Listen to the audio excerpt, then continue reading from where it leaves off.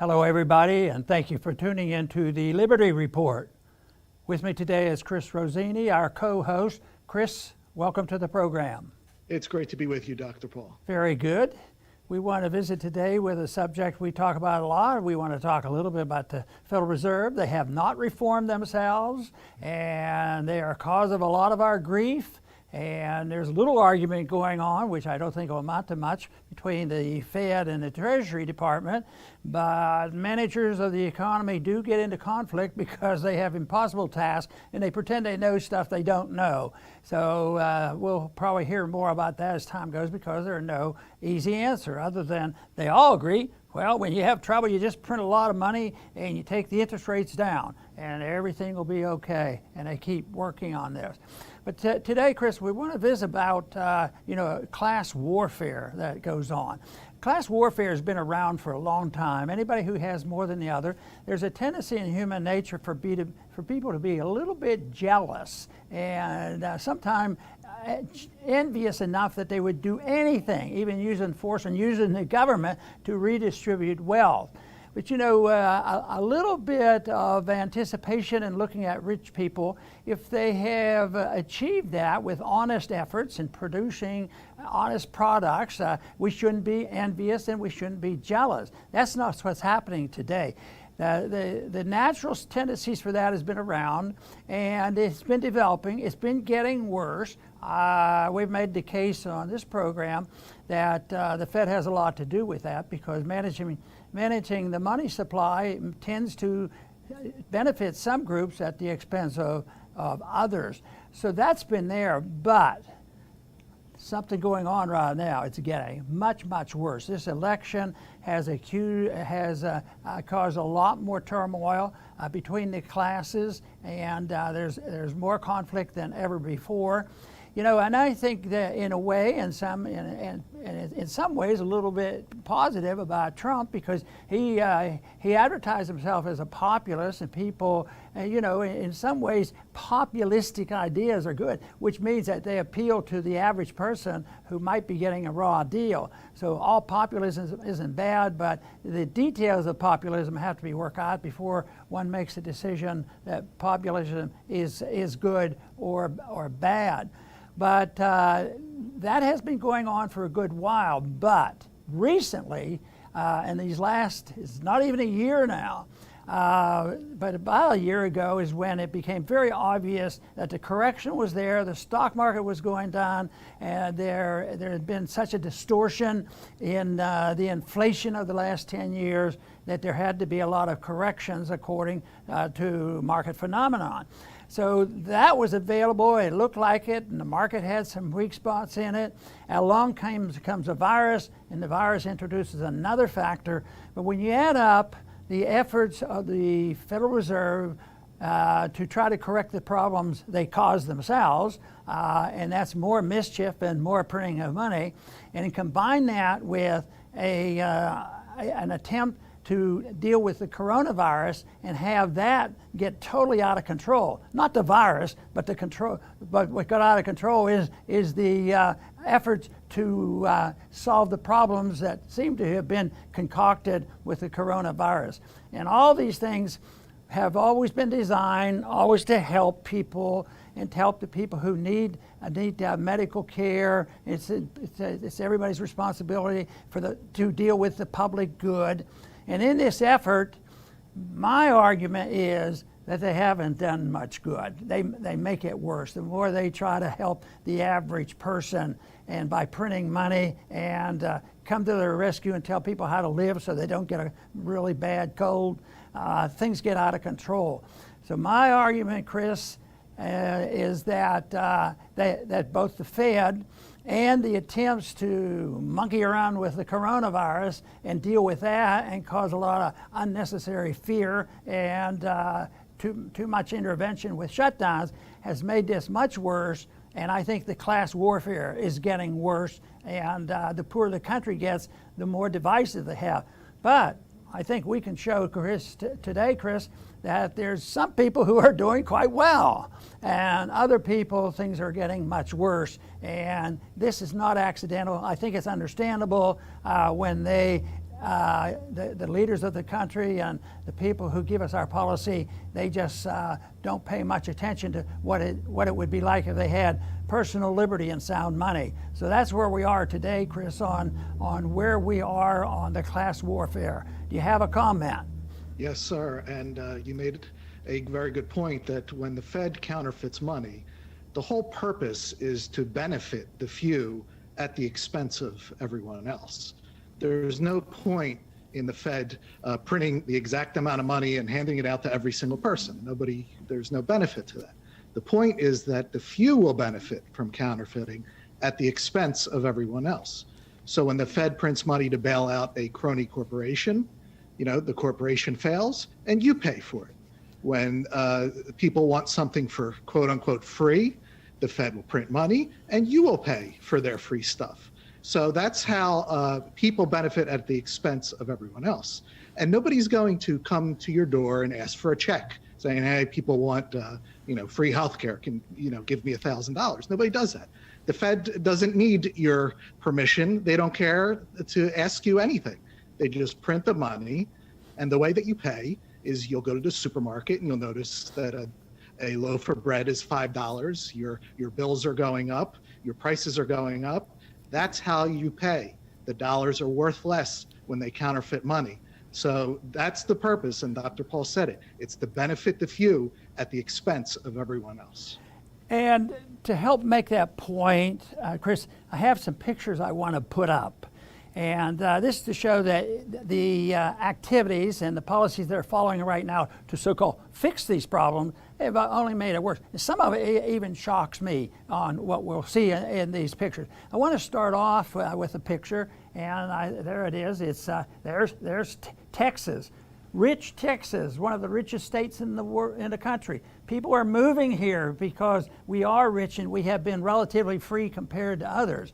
But when it comes to the downside of lockdowns and coronavirus excesses, then also with the Fed creating an imbalance in the system, even the rich states are going to suffer. But these are people lined up, this is still Texas. They're lined up to get free stuff. They want free food. These people, they say there are thousands of people in Texas that this is the modern day food line. Waiting, and I'm utterly amazed at that they're able to do that. What impresses me is, if you look at the pictures of the food lines in the 1930s, the individuals didn't look too prosperous. But when you look at that line there with the cars, well, they look pretty prosperous. But that's the distortions that go on. And yet right now, these people were getting free turkeys or whatever, and it added up to a whole lot. So that tells you that we're a long way off from solving these problems. As a matter of fact, I think it's been aggravated, and this has been created by government policy. I want to go on to the next item, because there's some automobiles lined up to get something free, but this one doesn't make any sense to me. I believe they're lined up to get free tests, so they get coronavirus tests. But what good's that going to do to them if the virus, kills less than 0.1% of the people that get it? But everybody wants to get the test. It's sort of a delusion that they have to do that, and they will wait in line, for hours and hours. And it's also going on, I think this next one is with LA, doing the same thing. They line up for these tests, but I can't imagine myself waiting in line more than about 5 minutes for anything before I get restless. Hours, they said that 3 hours they're waiting, but the test is for free. And then they'll know whether or not they're sick or not. And that is a big problem, because a lot of the sickness that people end up getting has to do with lockdowns. And right now, the big thing is the people panicking right now. The food is flying off the shelves again, because the likelihood of Biden becoming president, he's saying more lockdown, which meant that there's going to be a lot more problems. And here we thought we were drifting away from it. But they come up with a statistic and say the whole world's going to die soon if we don't do this. But people are in a panic mode. But I think most of that panic is not rational. It's based on unnecessary fear and has to do with bad policy. It doesn't mean that everything is concocted, but certainly monetary policy is, spending is, the manipulation of interest rates, the business cycle. It's all responsible by, it's all a cause by the Federal Reserve and our congressional spender. In the same way, the coronavirus, I mean, we've had many other infectious diseases in this country, much worse. But this one, it turns out that very few people die from this. Of course, people say, well, it's deadly and we have to do something. Yeah, but what if the treatment is worse than the disease? And that's what people are coming around to believing. That's why I'm always delighted to see these pictures when the people finally get the rules changed, or they just buck the rules and go to the beach and have a good time. Chris? Yes, Dr. Paul, as we say in our title, you know, the middle and lower classes are getting hammered all year long. And it's, as we mentioned, from the Fed and from these lockdowns. And, you know, I saw on Twitter, Dan Price, who is the CEO of Gravity Payments, he pointed out that Amazon's profit is up 100%, Walmart and Target up 80%, Lowe's 74%. The big tech stocks are at record highs. And meanwhile, the small businessman was told to close. Don't go to these people, go to these politically connected people. Now, there's nothing wrong per se with profits. In a market economy, profits are vital. They're a vital signal to know what to produce, what not to produce. But this is not a market economy, a free market economy. This is a politically connected crony economy where your profits are secured by government action. And only government has the ability to lock down people. Corporations don't have that kind of power. So this marriage between government and corporations is held together by the Federal Reserve by printing money to make this all possible. And if we want a free market and sound money, we're going to have to get rid of the Fed and get the government completely out of our economic lives. Yes, Kristen, you make a good point about the very wealthy making a lot of money. It just happened they were providing a service which was necessary that the small businessman couldn't provide anymore. So the little guy goes out of business, and it is estimated that they've lost over $200 billion, and that more than half of them will never come back again. And it's a result of bad government policy. It's just really sad. You know, there's an old cliche about the rich getting richer, but I'm going to modify a little bit. The rich are getting richer, the poor are getting less free. And that, I think, is a big problem, because it's the starvation of independent reliance on people's independent thought that they can take care of themselves, and the government interfering and causing these jobs to go. And so in many ways, these lockdowns, and they're talking about putting this back on again, curfews again, essentially LA, I don't know how people put up with this, on again, off again, and they have to fudge the numbers. The data is not believable about, you know, it's the coronavirus. If we don't do this, we're all going to get it. Yes, there's a bunch getting it, but they can't even be sure of identification because the virus is not easily identified. But when it comes to just people dying outright from that disease alone, there's not very many. If you're under 70, it's virtually absent. And even if you're elderly, if you don't have a comorbidity, you do quite well. But it's this emphasis, there has to be fear. There has to be this idea that something terrible is going to happen for people to rush out and buy anything they can get, and also, just do whatever that people tell them to do in order to try to save themselves. And that, I think, is the real change. But I think what we've developed here is a system where there's two economies. There's that super wealthy we've talked about. We talked about that before coronavirus and before the obvious bubble started to burst. And now it's just made that much worse. But there's been two economies. That's one of the reasons why the middle class hasn't been doing well. But now there's a group of upper middle class, there are more millionaires in that group. So some of them actually have benefited if you happen to be one that was able to accommodate a little bit better at home and do the job. But guess who suffers the most? The very people, the liberals and the Marxists say, we care about the poor. We care about these poor people who are losing their jobs. We need more free stuff. We need to feed them. We need to do all that.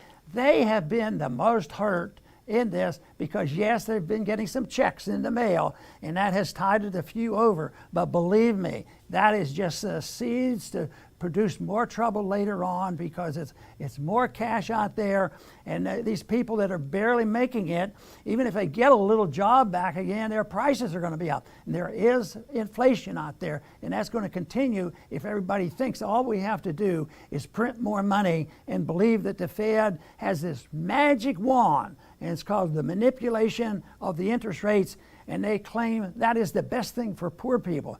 Yeah, the poor person wants to save up a little money to buy a car. Like in the old days, they don't make a penny of interest these days. There's no interest earned. And guess what? The poor people who have trouble getting along, they still have credit cards.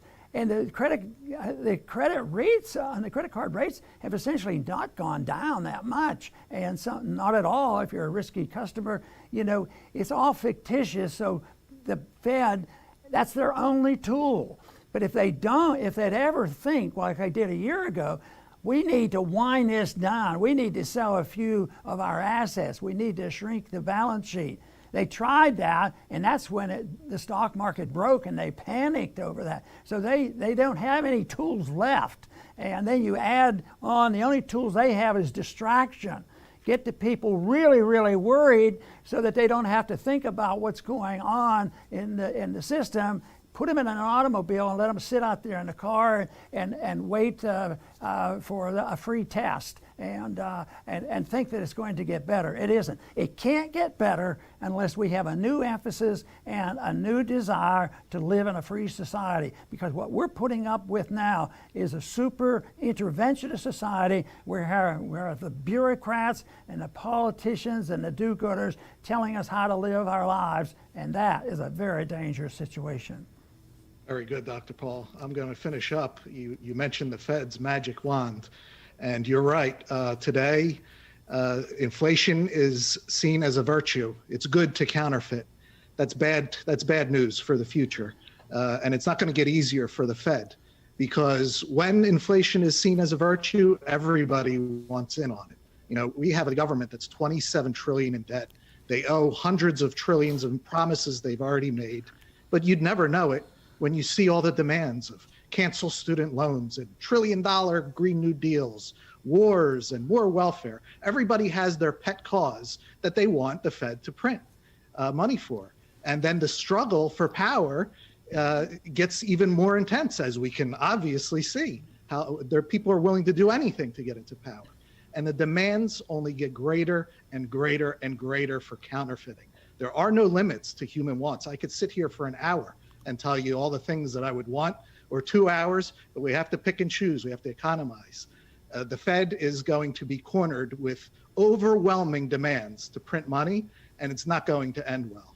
Until then, more and more people need to understand what sound money is, free markets, voluntary, and based on our viewership and listenership, more and more people are finding out. You'd think, Chris, that since 2008, 2009, when it was declared that we were in the greatest recession ever, that the lowering of interest rates all the way down to essentially zero and the printing of a lot of money, things should be very good. But that's sort of saying, well, don't they have a lot of money in Venezuela? We should go to Venezuela. It's not hard to become a millionaire there. But the people don't have wealth.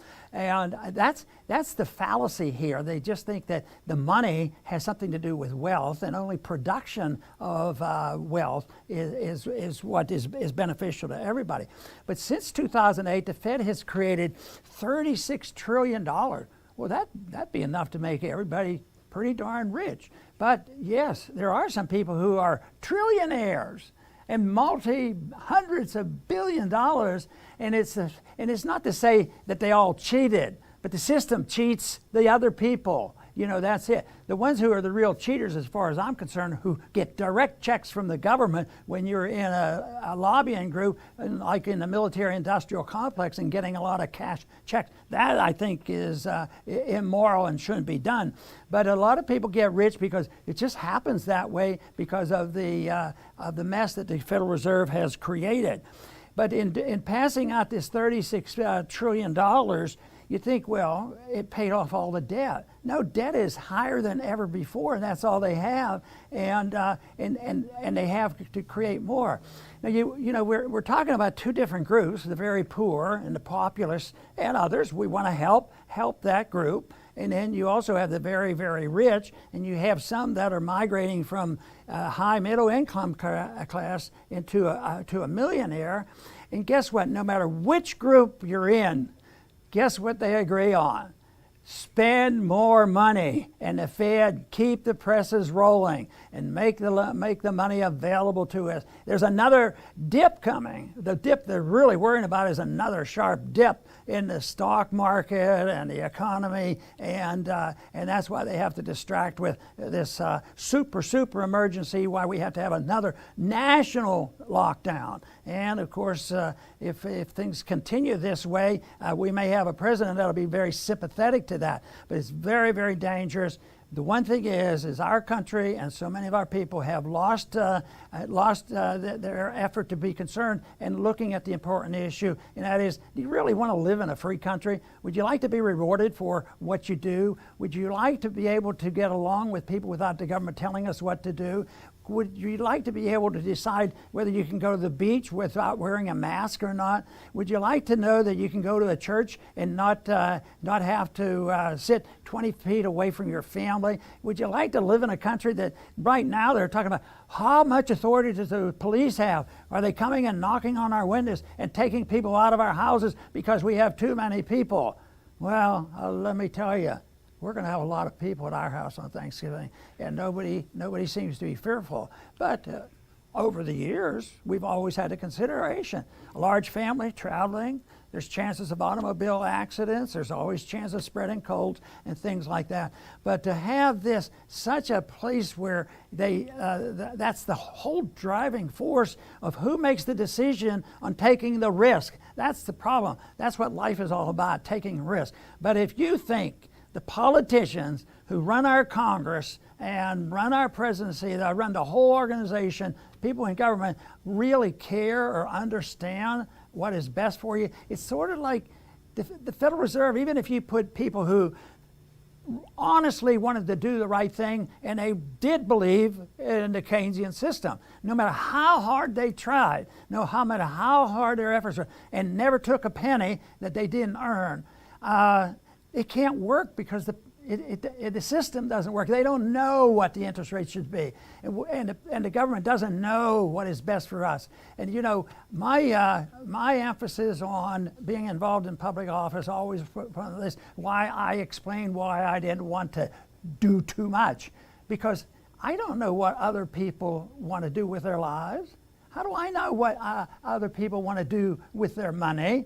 And how do I know what other countries should do with their lives, and why are we involved? So it's not that we don't care, it's just that who makes these decisions. I just happen to have a firm belief that if we as individuals look after ourselves and our families and have the right to do this, and we don't get messed up by government regulations and rules and monetary interference and wars that we don't need, I think the people would do quite well. I think we're all imperfect, we're going to make mistakes, but right now it's made very much more imperfect when you think of what the Federal Reserve can't do and what they keep trying to do. All right, they gave us $36 trillion since '08. What's going to happen in the next 5 years? They'll probably give us $50 trillion. And they'll say, oh, it's not working yet. What are we going to do? Print more money. We need more helicopters.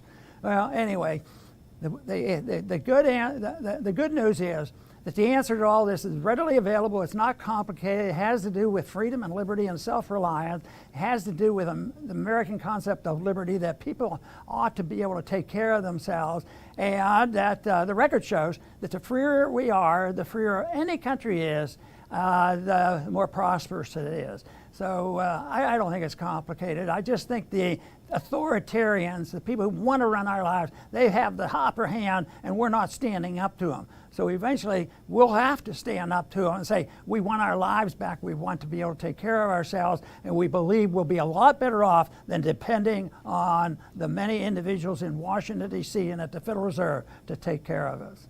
Doesn't seem complicated to me. I want to thank everybody for tuning in today to the Liberty Report. Please come back soon.